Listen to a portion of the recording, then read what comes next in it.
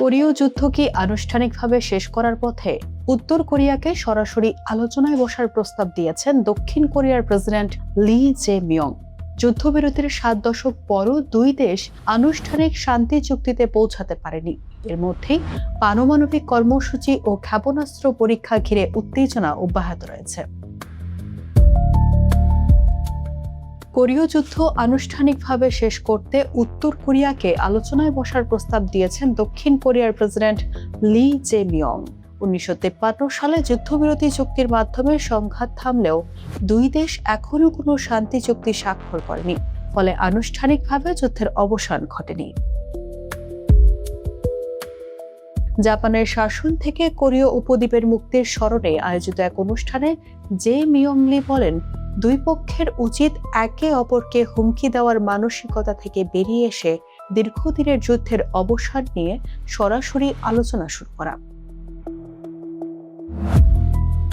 তিনি সীমান্তবর্তী অসামরিকীকৃত অঞ্চল বা ডিমিলিটারাইজড জোনকে ঘিরে উত্তেজনা কমাতে বহুমুখী নিরাপত্তা ব্যবস্থা তৈরির প্রস্তাবও দিয়েছেন। পাশাপাশি উত্তর কোরিয়ার পারমাণবিক সক্ষমতার অগ্রগতি থামানোর বাস্তবসম্মত উপায় নিয়ে আলোচনার আহ্বান জানিয়েছেন তিনি।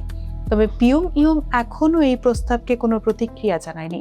এর আগে লির আলোচনার একাধিক উদ্যোগও প্রত্যাখ্যান করেছে উত্তর কোরিয়া। 2024 সালে দেশটির নেতা কিম জং উন ঘোষণা করেন, দক্ষিণ কোরিয়ার সাথে পুনরেকীকরণ করা সম্ভব নয়। একই সাথে দক্ষিণ কোরিয়াকে প্রধান শত্রু হিসেবে দেখানোর নীতিও গ্রহণ করে পিয়ংইয়ং। উত্তর কোরিয়া 2022 সালে নিজেদের পারমাণবিক শক্তিধর রাষ্ট্র হিসেবে ঘোষণা করে।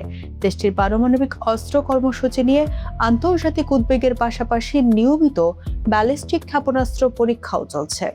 সম্প্রতি নির্ধারিত যুক্তরাষ্ট্র দক্ষিণ কোরিয়া যৌথ সামরিক মহড়ার কয়েকদিন আগে আবারও একটি ব্যালিস্টিক ক্ষেপণাস্ত্র নিক্ষেপ করেছে উত্তর কোরিয়া। চলতি বছরে দেশটির সম্ভাব্য ক্ষেপণাস্ত্র পরীক্ষার সংখ্যা দাঁড়িয়েছে 11টিতে। ফলে লির শান্তি আলোচনার প্রস্তাবের পাশাপাশি কোরীয় উপদ্বীপে সামরিক উত্তেজনাও অব্যাহত রয়েছে।